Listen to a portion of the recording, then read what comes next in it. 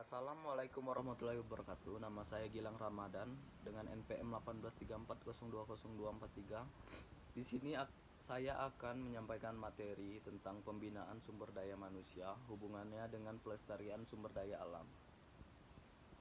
Secara antropologi budaya, manusia merupakan makhluk Tuhan tersempurna karena pada manusia selain kehidupan ia dianugerahi cipta, rasa, dan karsa. Maka lahirlah manusia budaya atau berbudaya. Sebagai manusia berbudaya, ia memanfaatkan sumber daya alam yang sering kita sebut dengan SDA dalam usaha mempertahankan eksistensi dan kelangsungan kehidupannya. Sumber daya manusia dan sumber daya alam merupakan unsur lingkungan hidup. Apa itu unsur lingkungan hidup? Lingkungan hidup adalah kesatuan ruang dengan semua benda, daya, keadaan, dan makhluk hidup, termasuk di dalamnya manusia dan perilakunya yang mempengaruhi kelangsungan perkehidupan dan kesejahteraan makhluk hidup lainnya.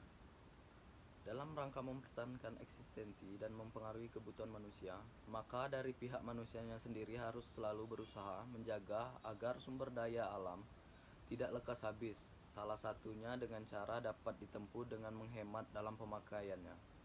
Misalnya, kita menghemat penggunaan kendaraan bermotor, maka berarti kita menghemat penggunaan bahan bakar. Hubungan sumber daya manusia dan sumber daya alam. Dalam kehidupan, antara manusia dan sumber daya alam senantiasa berhubungan. Hal itu dilakukan untuk mempertahankan eksistensinya. Hubungan tersebut memberikan beban pada sumber daya alam sehingga daya dukungnya kelamaan berada pada ambang batas. Adanya beban daya dukung terhadap sumber daya alam akibat pertumbuhan penduduk antara lain dapat diperingan dengan meningkatkan teknologi yang ada.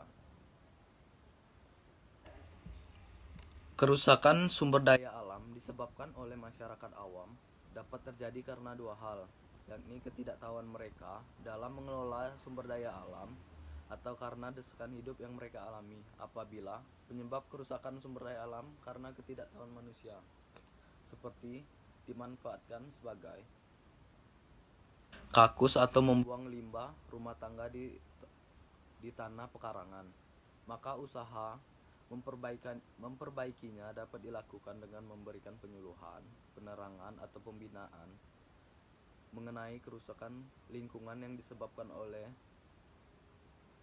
desakan hidup untuk memenuhi kebutuhan pokok yang tidak dapat ditunda, seperti pengaliran pasir untuk jual, penebangan pohon untuk bahan bakar industri atau batu bata. Jika tidak segera diatasi, maka daya dukung sumber daya alam sendiri untuk menopang kehidupannya akan semakin kritis. Hubungan pembinaan sumber daya manusia dengan pelestarian sumber daya alam. Hakikat kehidupan manusia adalah untuk mempertahankan hidupnya dan kelangsungan spesies manusia. Untuk melaksanakan tugas kehidupan tersebut membutuhkan energi sumber daya alam. Agar pemanfaatan sumber daya alam tersebut dapat dilaksanakan secara efektif, efisien, dan lestari, maka pelaksanaan pembinaan sumber daya manusia diarahkan pada pengembangan pikiran, perasaan, moral, dan lain sebagainya. Pembinaan sumber daya manusia melalui jalur pendidikan formal. Dalam rangka pembinaan sumber daya manusia, hubungannya dengan pelestarian sumber daya alam, jalur pendidikan formal dan sekolah tingkat dasar sampai tingkat perguruan tinggi merupakan tempat yang strategis untuk melaksanakan usaha-usaha yang bersifat edukatif. Pembinaan sumber daya manusia dalam hubungannya dengan pelestarian dan melalui jalur pendidikan formal disampaikan bersama-sama dengan pendidikan kependudukan yang sering disebut dengan pendidikan kependudukan dan lingkungan hidup atau PKLH. Secara ideal, pendidikan kependudukan dan lingkungan hidup menjadi mata pelajaran tersendiri di sekolah karena pembahasannya lebih luas dan disajikan kepada peserta didik, yaitu menggunakan pendekatan monolitik.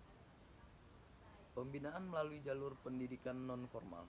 Pada jalur pendidikan non-formal, ini sering diabaikan, padahal jika dilaksanakan dengan teratur disiplin, maka hasilnya akan baik juga. Hal itu disebabkan jalur pendidikan non-formal jangkauannya, sasarannya sangat luas, diantaranya dapat diketahui sebagai berikut. pertama melalui keluarga,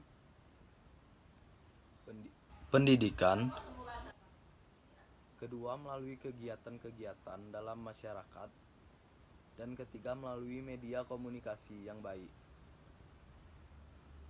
Berikut materi yang dapat saya sampaikan, lebih dan kurang saya mohon maaf.